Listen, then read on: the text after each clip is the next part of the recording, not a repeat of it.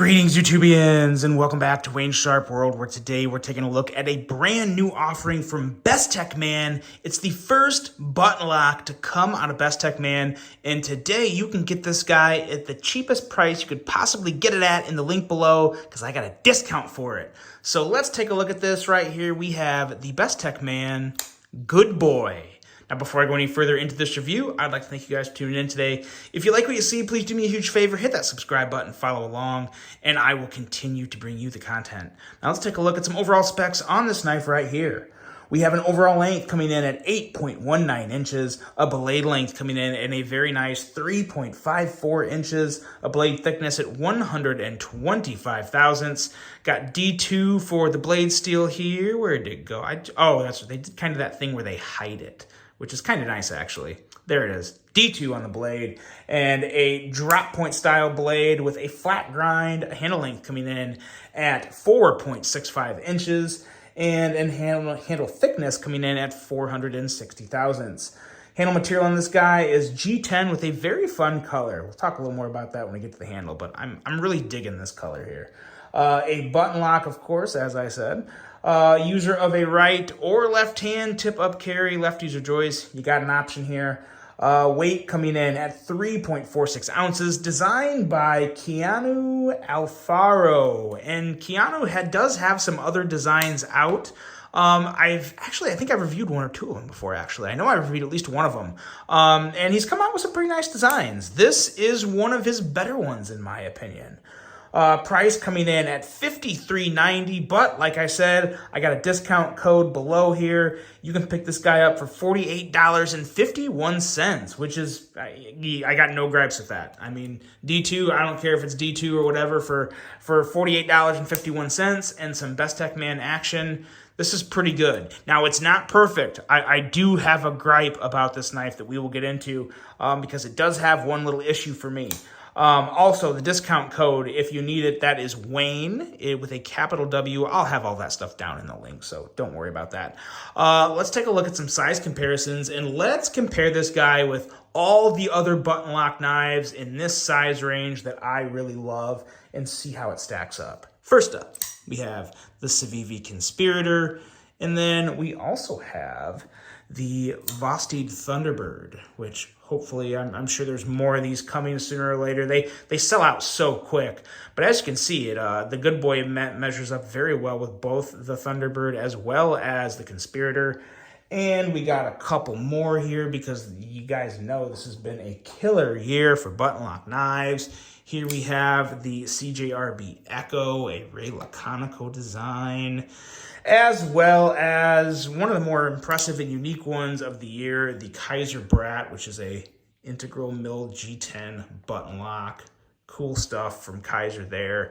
And it actually measures up really well, the Brat does, with the Good Boy. So there's your size comparisons there, and let's get in to talking about this Good Boy, the best of boys. As you guys know, you may not know, but the name actually came from a golden retriever. I believe it was a dog for sure, and I'm pretty sure it was a golden retriever.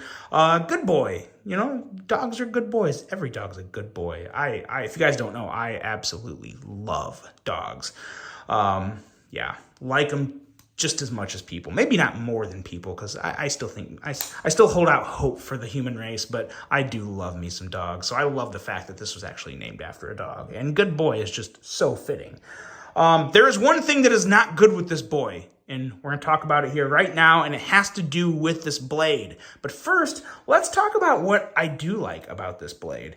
I really like the drop point design. It's nothing super different, but it does have that extra little bit of drop up towards the tip that I like. Has a little bit of extra grind, an extra flat grind up here, which makes for just a little more sharper, piercy tip. And back here you have some semi-crowning. I call it semi-crowning because it's kind of like a rounded spine. It still has a bit of an angle you can feel. It's hard to show, but that kind of does it right there. So you can see it's round up top, but it still has an angle at the sides. But I really like that. It's a nice little detailed touch. You have a pretty darn nice sharpening choil down here. Really good job there. and some very, very nice jimping, some nice tacky jimping that could definitely serve you well if you really have to bear down on the spine of the blade there. And of course, just a really good length, 3.54 inches. Definitely one of the bigger budget button lock knives out there that I think, you know, will hold up and put up a good fight against the other ones with the Conspirators, with the Thunderbirds, and knives of that nature. This is a pretty good offering. The one issue I have with this knife, and it's really the only issue, and it's kind of a bummer because it is a bit of a bigger issue for me, but these thumb studs, I don't know why. I just really wish these thumb studs were moved up like 1/8 of an inch, like just maybe not even that much. Just move the center up to like where the thumb stud ends, something, because I feel like they're just a little too far down on the blade. Now, with that being said, it's pretty easy to kick the blade out. But when you first, if you buy this knife, when you first get it, you will have to learn kind of, and again, if you're a knife person, you'll figure this out rather quick. It's not like it's, you know, an end of the world problem, but you do kind of have to figure out how to push on these thumb studs to get consistent, good deployment. The detent's very nice. A lot of things, everything else, every other aspect about the action of this knife is very nice. You just got to get used to the thumb studs. They're just a little farther down and they're closer to the handle. If you would have moved them up, you'd have created a little more space in between the scale and the thumb stud, which would have helped. And it would have just been, I think, a little easier to kick it out. Now, with that being said, you've seen me deploy it plenty of times. You've seen me middle finger flip it very easily. So again, it's not one of those things to where it's a terrible no, don't buy it thing. But it's one of those things to where this knife is so good and I like everything else about it so much.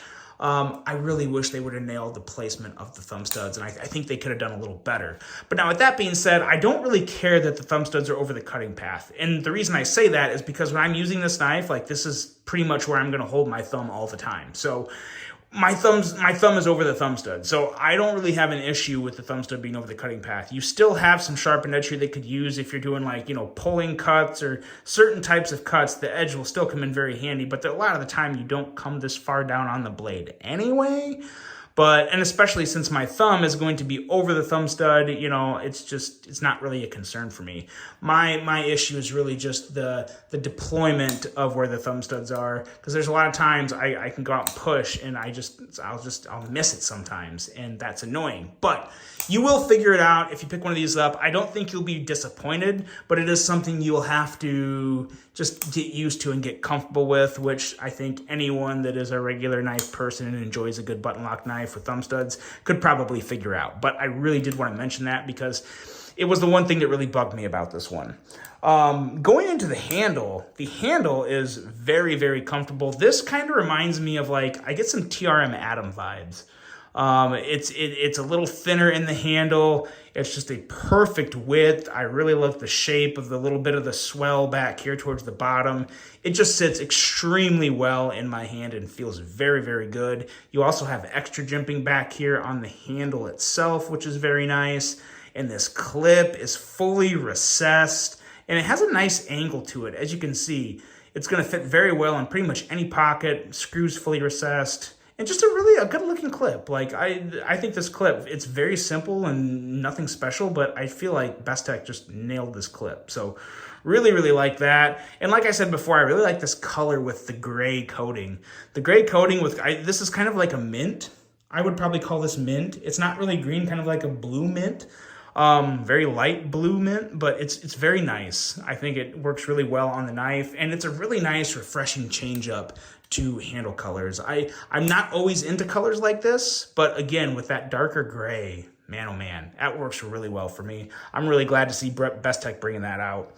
And the action, lastly, of course, the action is really good. Once you figure out the thumb studs, I really like the amount of tension the button has. You know, sometimes a button lock can have too hard of a spring to where the blade will, you know, just get stuck and it'll be really hard to shake it.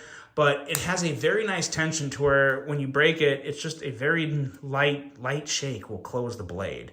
So it's a very smooth knife, very smooth action, kind of a nice subdued thwack, and it's just a really, really enjoyable knife to fidget with once you figure out those thumb studs. It's got a really good action. Really do like that. And overall, I think it's a pretty solid offering for $48.51. Really nice, clean design. Again, this is one that could be one of those bigger, more like casual style knives. I don't know. I think it's a knife that has really good vibes to it, I guess. And Keanu does a pretty good job with his design language of keeping things simple, but kind of just a little refined and fresh and somewhat classy. It's hard to describe his design language, but I really do like it, and I really do enjoy this good boy. And it's one that's going to find some pocket time. It really is. I really do like it. The Best Tech Man Good Boy. Let me know what you think of this. Is it a good boy or is it a bad boy? Let me know in the comments below. I really hope you guys enjoyed this one. Hope you have a great rest of your day. And until the next one, I'm out.